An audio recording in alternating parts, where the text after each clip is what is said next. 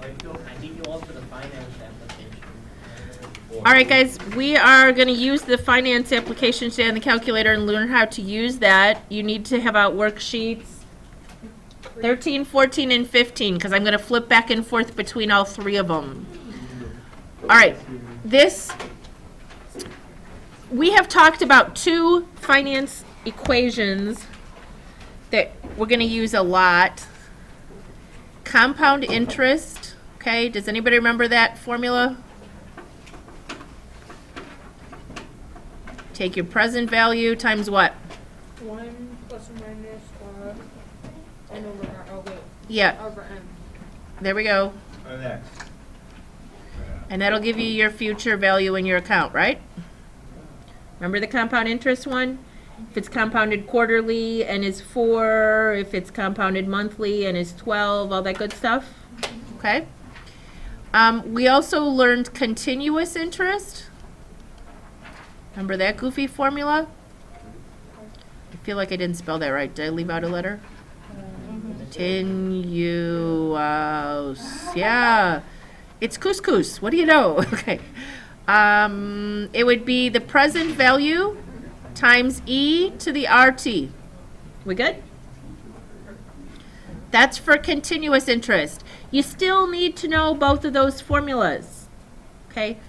But in reality, many things don't follow that simple plan because, for example, you put money in an annuity, which means you're saving up for something.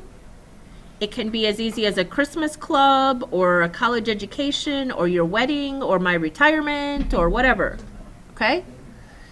It says when an investor takes out an annuity, he or she makes identical deposits into the account at regular intervals. So the amount in the account is constantly changing, okay? The compound interest is calculated at the time of each deposit. We can determine the future value of an annuity or its value at the end of whatever time period you want to know by using this lovely formula.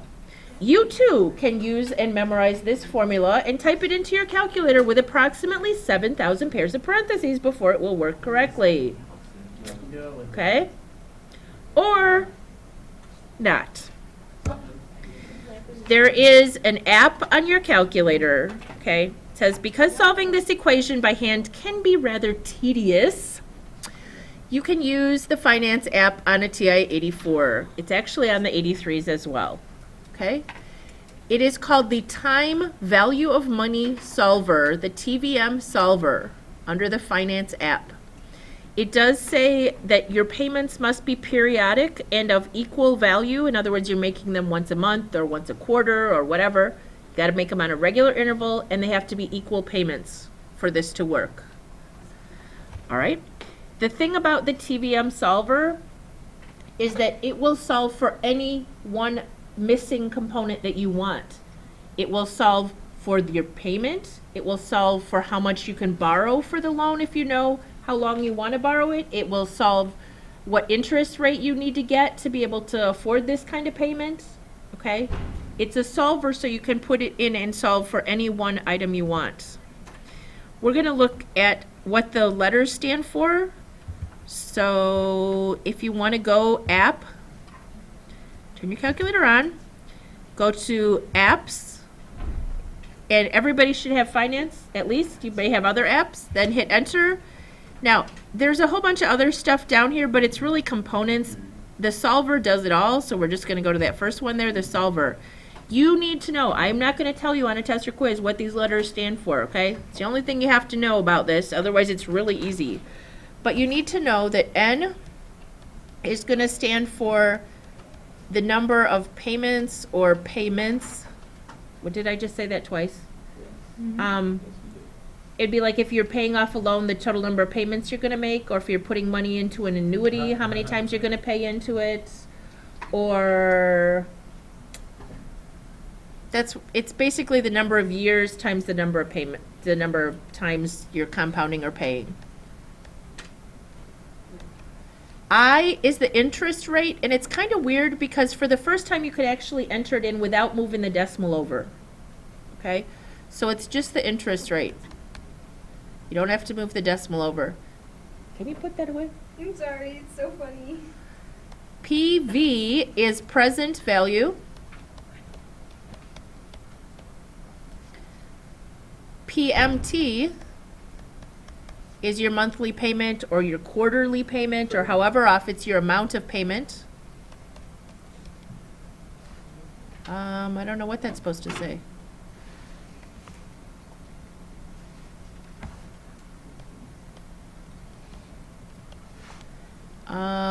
FV is the future value.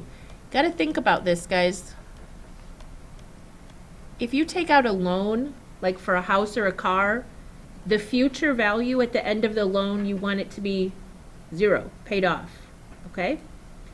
If you are putting money in to save for retirement, then the future value is how much will be there when you retire in 50 years or whatever, okay?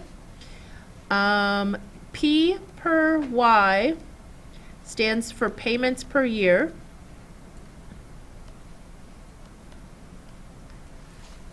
You can do quarterly payments into an annuity or something like that, but a lot of our problems are just going to be 12. We're going to make monthly payments. And C per Y is compoundings per year. If they're compounding your interest daily, you'd put a 365 there. If they were compounding monthly, you're going to put a 12 there.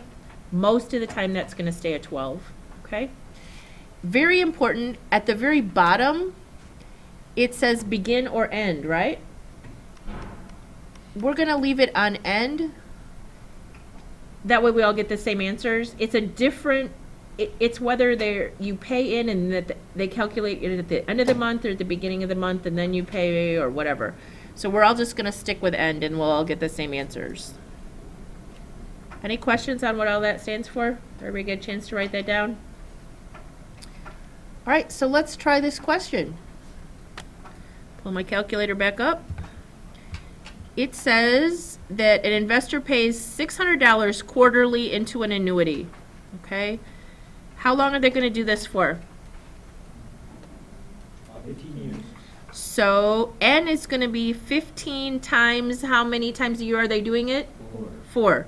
So you can actually, it's nice, you can actually type 15 times 4 right there, and it'll do it, okay? I know we can do that one in our head, but when it's monthly payments for 18 years, 12 times 18, you know, I'd just rather be able to type it in. All right, the interest rate goes in here, mine's covered up. Can you guys tell me? 7.24, well, that's very specific. All right, present value, what are we starting with in our account? Nothing. Yes, 0 is correct. The payment we're going to make every quarter is $600. The future value is what we don't know. What we're going to do eventually is put our cursor there. This book actually says you put a 0 in and then you come back to it. You can actually leave anything there. You can put 12 million there, no matter, because we're going to come back and solve on that little box. Okay, that's where we're going to put our cursor to solve.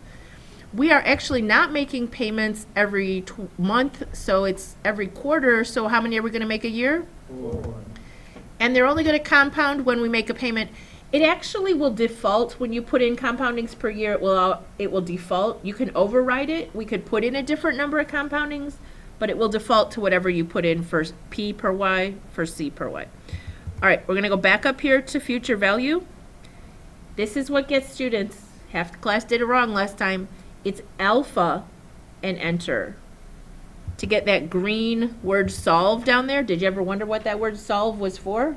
Seemed pretty exciting. How can I solve stuff, right? You can solve for the future value or present value or payment by doing alpha enter. Did everybody get 64,000 something? Negative. I got negative. Oh, I forgot to talk about that. Thanks for reminding me. Okay. You have to think about the money goes into the bank, the money comes out of the bank. Okay? One way is positive and one way is negative. I will show you it doesn't matter. For example, if we go up here and we say, I'm taking $600 out of my pocket, and then I go down here and do alpha enter, it's exactly the same amount, but it's positive. The reason they're different signs is because the calculation is saying once was giving the bank the money and once was is its value to take out. And you can do one, it doesn't matter which one you call negative and which one you call positive, but that's the difference. Does that make sense, guys? You don't write down a negative number on your paper ever, okay? It's just the sign change is letting you know that once was giving the money to the bank and once was getting it back from the bank, okay? Is that better?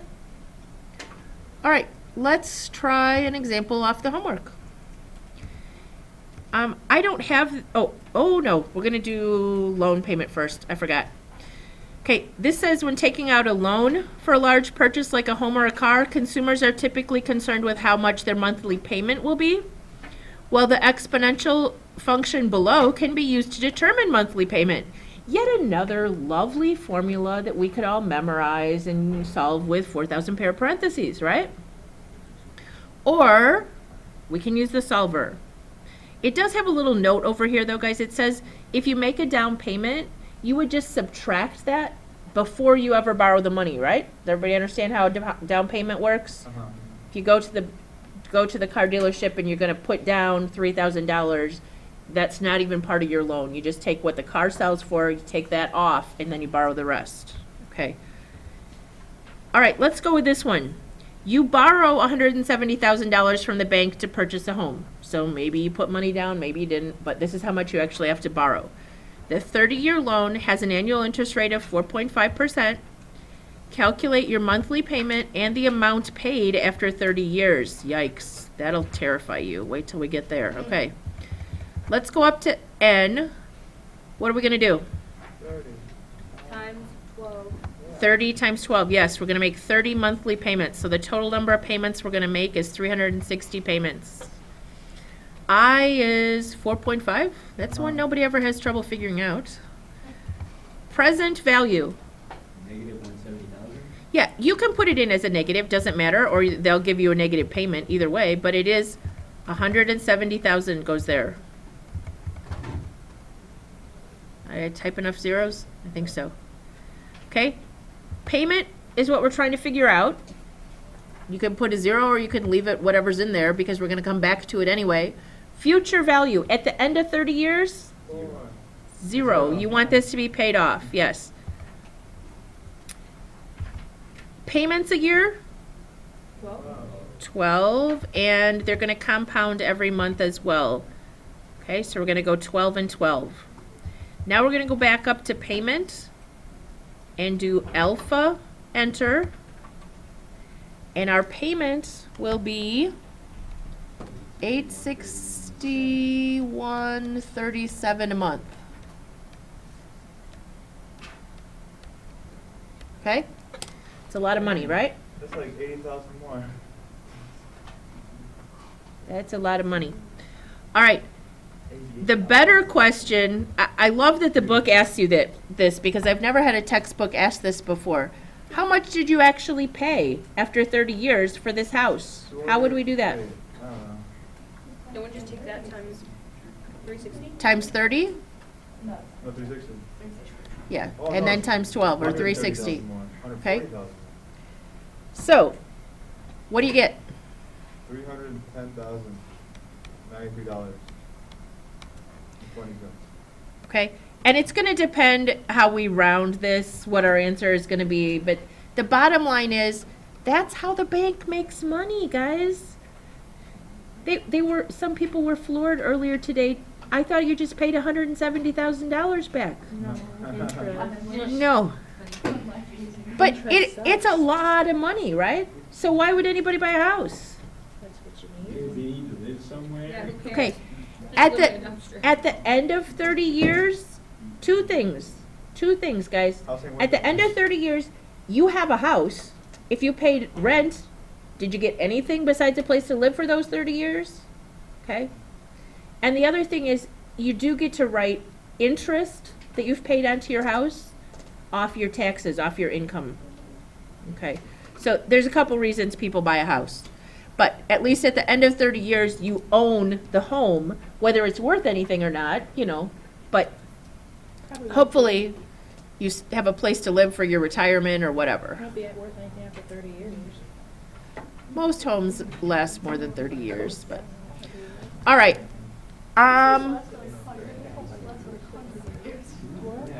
So most homes have Yeah. last for like hundreds of years. I don't know if some of the houses built today will last that long or not. All right, guys, I just want to do one of each of these questions, please. I don't want to do 1, 3, or 5 because they're assigned to you. Can somebody pick either 2, 4, or 6 and tell me what it says? 4, 5. What does number 4 say? 1,000 annually. 14 years. 6.25 interest. Okay, so we're only making one payment of $1,000 into, well, that makes sense. A lot of people do. They just, you get, if you put money into like an IRA, you get tax credit. So at the end of the year, a lot of people put $1,000 into an IRA to knock their taxes down. So let's see what would happen if we put in $1,000. My problem is I never have $1,000 at the end of the year. 14 times 12. Because we're just going to make once a year. Oh, 14 times 1. Yeah, that's good, Hoffbauer. 14 times 1. We're only going to do it once a year. We're going to put 6.25% interest. Our payment is $1,000. That's not there. Present value is 0. Sorry.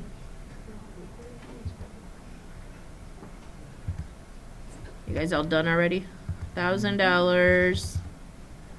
Future value is what we want to know, but P per Y and C per Y are 12 and 12. What are they? Why?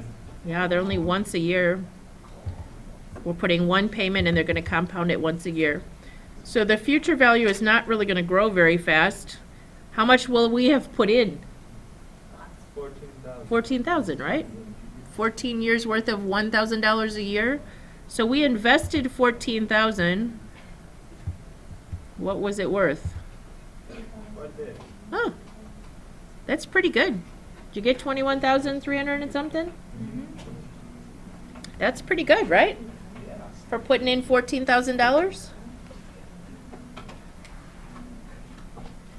Earned quite a bit of interest over the course of those 14 years. All right. Going on to, We do number 6 just because it says bi-monthly. that's why it's not assigned. Because I wasn't sure if bi-monthly meant. Bi-monthly. Like every 2 weeks or. I wasn't sure if it was twice a month or every other month, and it was really confusing me, so I went, we'll do odds. Because it's just calculator typing. Do you really need to do 6 of them anyway, right? Okay. But let's try one of these evens down at the bottom. Do you want to borrow, 8.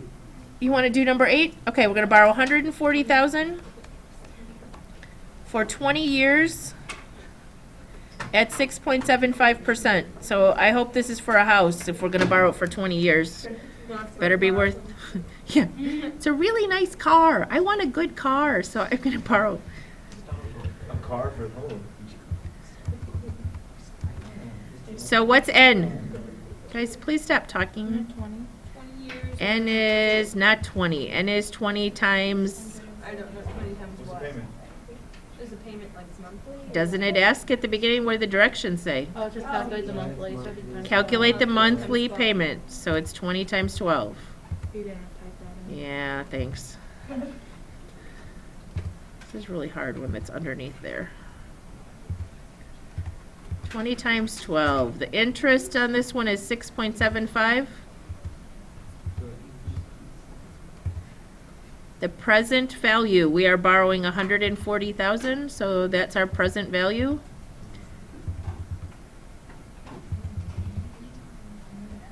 We want the future value to be 0 at the end of these 20 years. And we're back to 12 and 12 because we're doing monthly payments and monthly compounding. So the payment amount would be how much? 1064.51. What? Oh. Oh. Yep, $10.64. All right, And if we wanted to figure out, it says, and the total amount we repaid, so what would we multiply by? 20 years worth of monthly payments, right?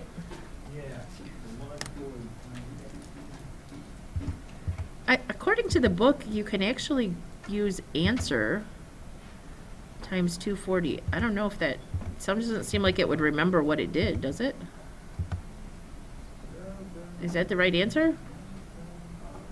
No, that seems, I don't think we paid back $1 million.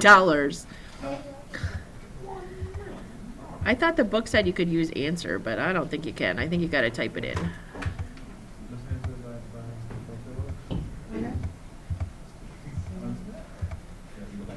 That number? Yeah, that's what I got.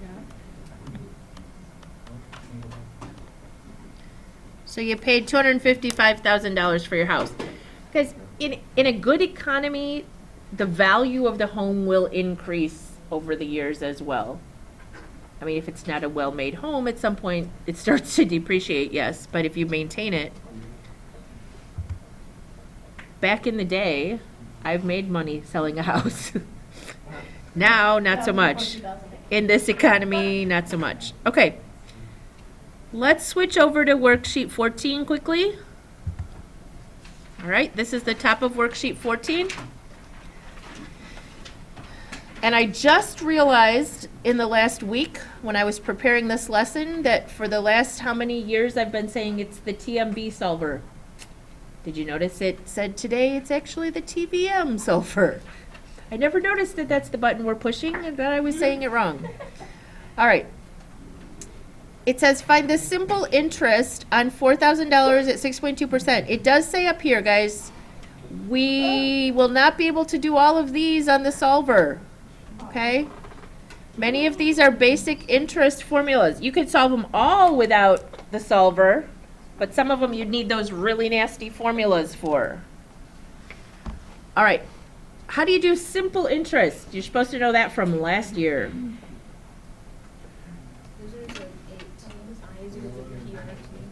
Good job. So we're going to do 4,000 times 0.062 times 8. Can I not use the calculator? Will you guys tell me what it is? It's 19 something, I don't remember. 1984. Is it? That's a good book. Yeah, that is a good book though. That's really nice. All right. It also says, and find the total value of the investment.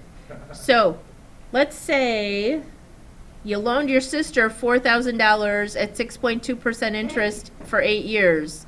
And you said, I'll only charge you simple interest. I won't compound it and make it add up faster. This is the amount of interest she'd owe you. So at the end of 8 years, she actually owes you how much? 1984. Wait. Yeah, we got to add that to the interest. So she owes you $59.84. That's how it's Okay. true. You can get simple interest from banks for things like, I believe home equity loans are simple interest. So it's not compounding, not like your home loan. Okay? Number 2, find the total value of an investment of $4,000 at 6.2 compounded monthly for 8 years. There's a way to make your calculator do this, but do we know the plain old compound interest formula? 4,000 times what?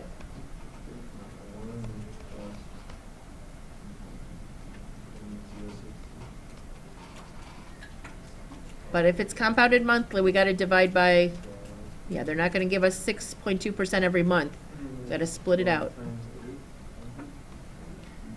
I should not record this conversation I'm about to have, but at one point, I taught this lesson my first year teaching without dividing the interest rate out by 12. So they were giving you 6% interest every month. It was really, really good. That would be equivalent to like 72% interest for the year. I'm like, wow, I got to go invest some money. Till someone else saw my answer key and went, what are you teaching these children? Needless to say, not one of my finer moments. Okay, what did you get, guys? 55, 60, 18. Say it again. 6,560.18. Thank you. All right. Do you want me to show you how to trick the calculator into doing this question? The reason I don't use the finance menu for this is because I'm never sure that I'm going to get the right answer because it's kind of weird. What you can do is here, we're still doing compound interest monthly for 8 years. Was that it? So it's, N would be 12 times 8, 6.2. We borrowed $4,000.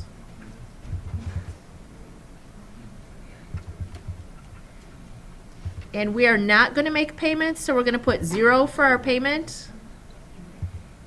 And we want to make sure it's compounded monthly, so C of Y is going to be 12. Actually, I'm just going to leave P of Y as 12, and I think it'll work because we're making 0 as our payment. So what is the future value that we owe if I go up one here? And you got the same thing. We got the same thing, right? So you can do it on the calculator, you just have to really think about the fact that you're not making a payment. There we go. Guys, I have a feeling that this recording is going to be very hard to listen to because there's continual mumbling, okay? Thanks. All right. Compounded continuously is not something the calculator does very accurately because it's continuous interest. What's the formula for that? So what are we going to type real fast? 4,000 times e to the power of, 0.062 times there we go. Should be a little bit more than the last answer. How much? 60? 55, 68.5556. Thank you. So we got a little bit more interest. Right? Do you want me to show you the way to trick your calculator into doing that? Yeah. The way you could trick your calculator, if you went back up here, I'm not really sure. I think you could leave, how long are we leaving this in there? 8 years. We're not making payments though, right? I'm not sure if we want to leave an 8 or a 96 up there. That's why I always get confused on these. But the compoundings per year is what I know you want to change. You want to make the compoundings continuous, so you're going to say it's going to do it all the time, 9,999 times or something. Okay? I'm not too sure about this. I think I might have to make N what it was. Yep.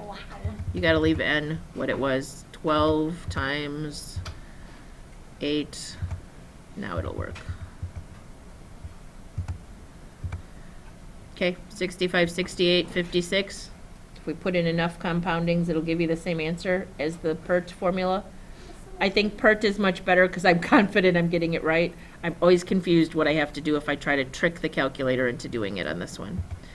All right, 5 years from now, you'd like to have $10,000 to plan a trip around the world. I'm not sure we could get very far on $10,000 anymore, but how about to put towards college or your wedding 10 years from now, 5 years from now? Some of you will be thinking about getting married, probably. Scary. That's scary. It is scary. All right. I wouldn't even be done with college. Well, we could go 10 years out. How's that? There we go. 10 years would be better. Yep. Wait and get married in 10 years. All right. But we're going to go 5 years from now, so we're going to do 5 times 12 for N. Our interest is what? It's covered up, guys. I can't see interest. What is it? Thank you. Okay, I know it's Friday afternoon, but can we just get through these? Present value is how much? That's what we don't know, isn't it? Because we want to know how much we're going to put away, right? So we're going to leave present value alone for a minute. Are we going to make payments? No, we're just going to put a lump sum in there and leave it so that 5 years from now we'll get $10,000. So our future value will be $10,000. We're not making payments, but I'm going to leave that 12 anyway because it's already a 0. And compoundings, it's monthly, right? So we're gonna go back up here to present value, and what amount would we need to throw in that account today so that at the end of 5 years, it was up to 10,000? Whoa, what did I do wrong? Instead of alpha. Thanks. I'm like, I know it's not right. All right. So if grandma said she'd give us enough to grow to $10,000 in 5 years, she'd have to give us $7,600. Grandma's rich.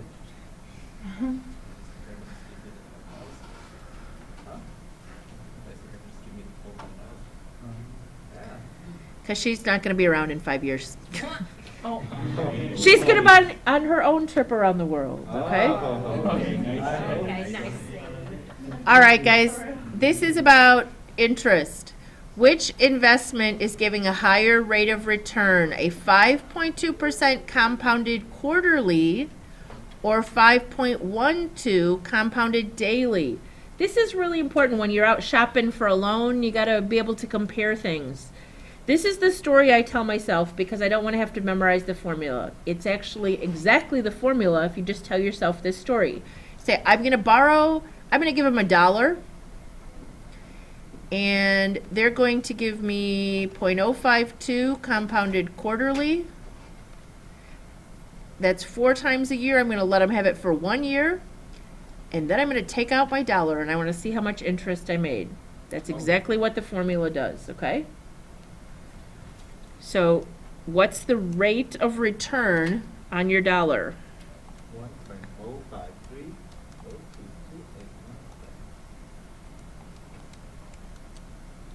So if you take off the $1, you're at 0.05302, something like that.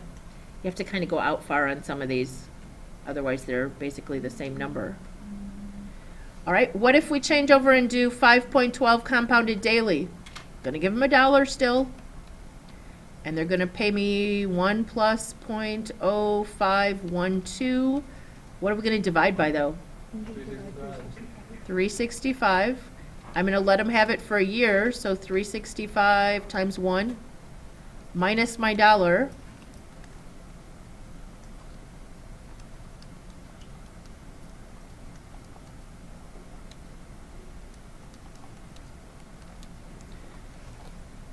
What is our rate of return here?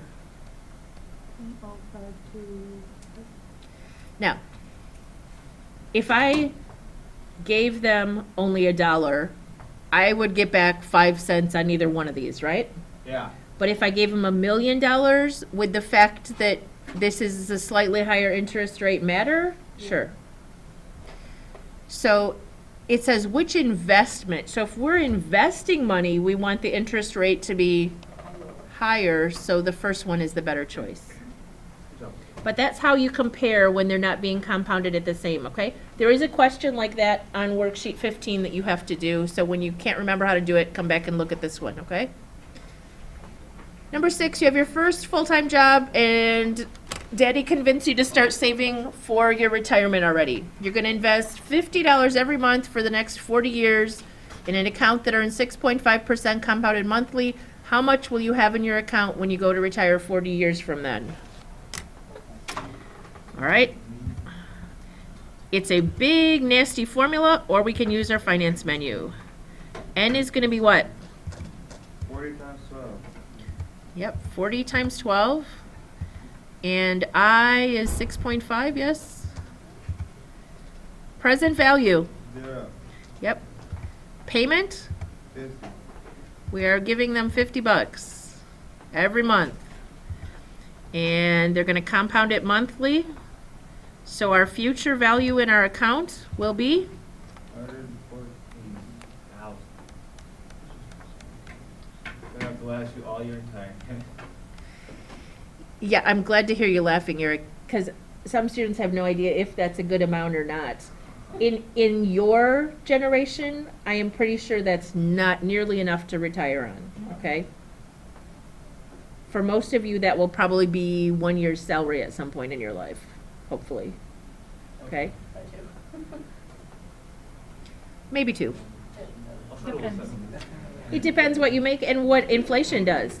I mean, the first year I taught, I made $17,000. Whoa. And now I make a lot more than that. But you have to There's think, been inflation since then, so I would hope you make a lot more than that. Right, exactly. But when they talk about teacher retirement, you're supposed to get like 70% of your salary, say, okay? If you retired at the top of the scale, when I started teaching, the top of the scale was like $30,000, so 70% would be $21,000 a year in retirement. Do you think you could really live on $21,000 a year if you were 70 years old right now, a retired teacher, and That'd be pretty hard. it would be hard, so okay? inflation sucks after you. Yes, it does, and retire. but it also, Inflation sucks when we retire. yeah, there's a lot of things play into that. All right, let's do this question. What if we put away $100 for 45 years? So quickly, can you change those? Let's see, let's make our payment 100 and go up here to N. We're at 7%. And we up the interest too, thank you. 45 times 12, yep, can't do that one in my head. Interest is 7%. And it's true, guys, the longer you invest your money, in general, the interest rate will be higher. So how much will we have then? 379,000. You know, the unfortunate thing is, I mean, 7% interest rate is still pretty much unheard of these days. It is, except this is over the course of 45 years.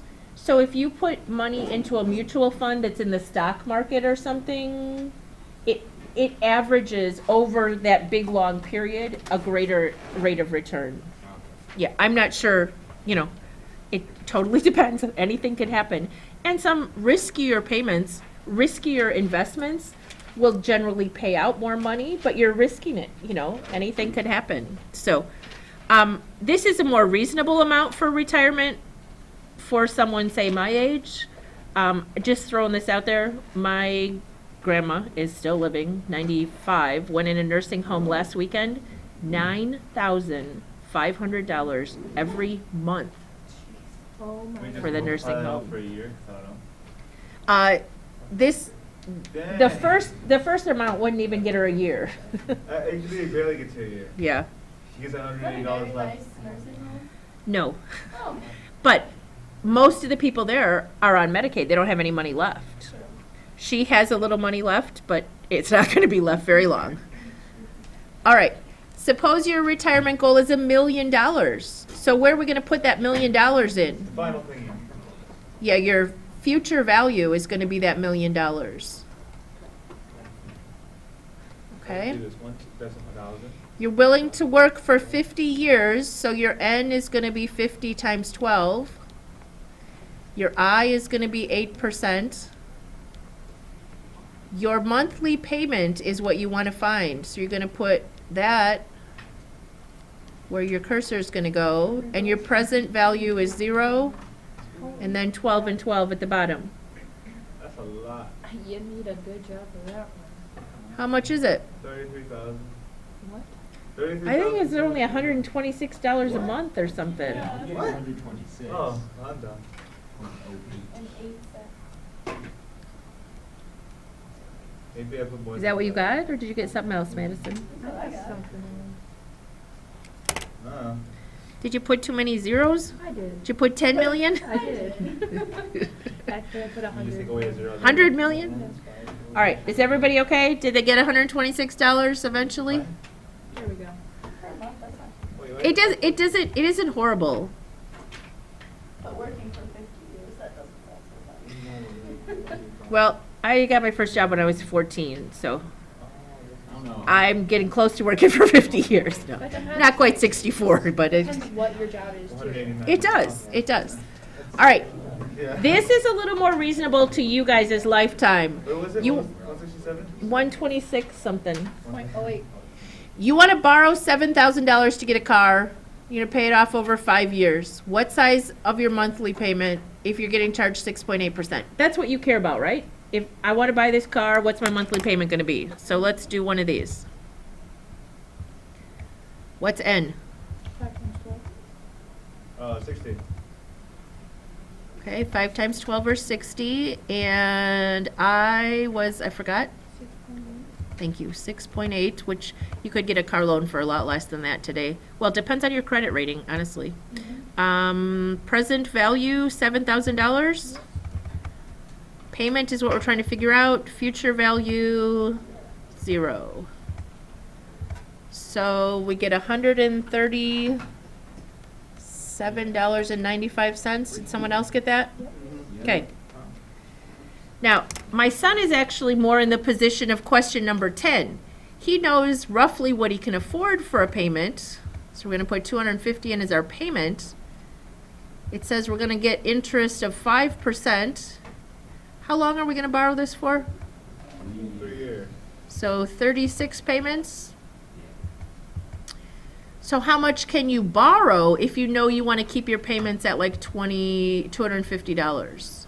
So your present value is what you're going to find. So he could go car shopping for a car around $8,000 if this was his story or your story. Okay? So you can work, that's what's great about this program, is that you can solve for any of those unknowns. Okay? We could even figure out, you know, if I knew I wanted to borrow, if I knew I was going to borrow $5,000 and I was going to pay $250 a month and 48 months, I could even figure out what interest rate I needed to get. Or not. The whole bank gets the money coming out kind of thing. Here, we got to put a negative there. Can you get out the other worksheet, guys? There's 2 questions I want to set up for you on the other one.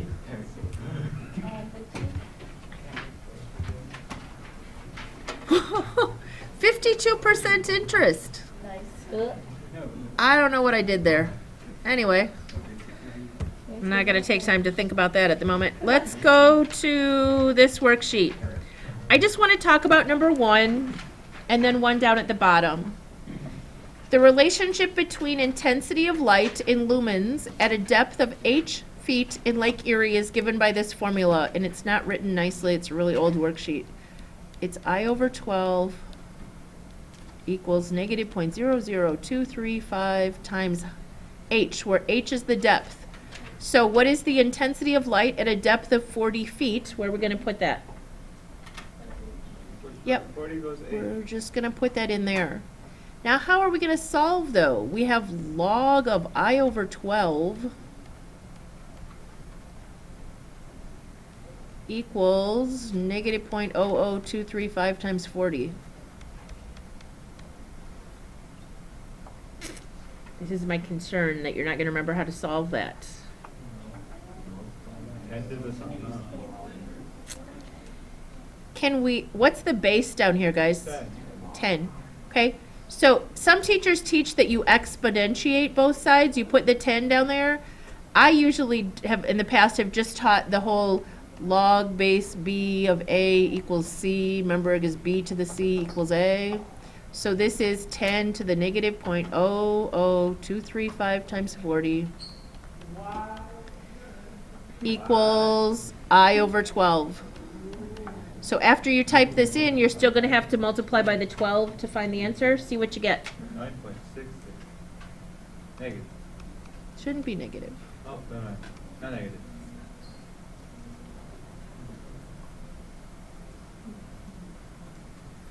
I'm going to know what is a lumen.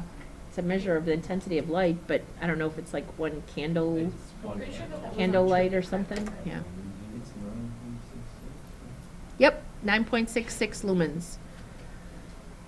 40 feet under the water, you still get 9.66 candles worth of light. I have no idea. It's actually 10 floodlights. This was magic lights, like the one from Beauty and the Beast. Real quick, this question, there are questions on here that are from the stuff we already know, guys. This is a question I could have asked you in last year or in Algebra 1. The value of a machine originally cost $200,000 is decreasing 15% per year. So that's your basic $200,000 times 1 minus 0.15. What is its value after 3 years, okay? So you bought a big piece of farm equipment, or you or built a factory and you built a $200,000 machine and it's decreasing in value. All right, at the bottom though is the one I wanted to get to about air pressure. Atmospheric pressure is 14.7 pounds per square inch at sea level, okay? So if you're 0 feet above, you have 14.7 pounds per square inch of pressure. It is reduced by 1/2 that amount for every 3.6 miles you go up. So if you go up 3.6 miles in elevation, it's 14.7 times 1/2. If you go up 7.2, it would be 14.7 times 1/2 twice. Is this making sense? It's halved every 3.6. So if you went up to 10.8, it would be 14.7 times 1/2 3 times. And you don't need to write that down necessarily. We just need to come up with a rule. So the rule is the original amount of 14.7 is multiplied by what? 1/2.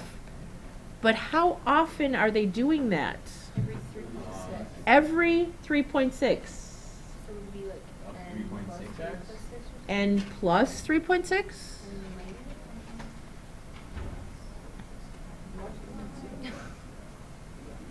One over 3.6.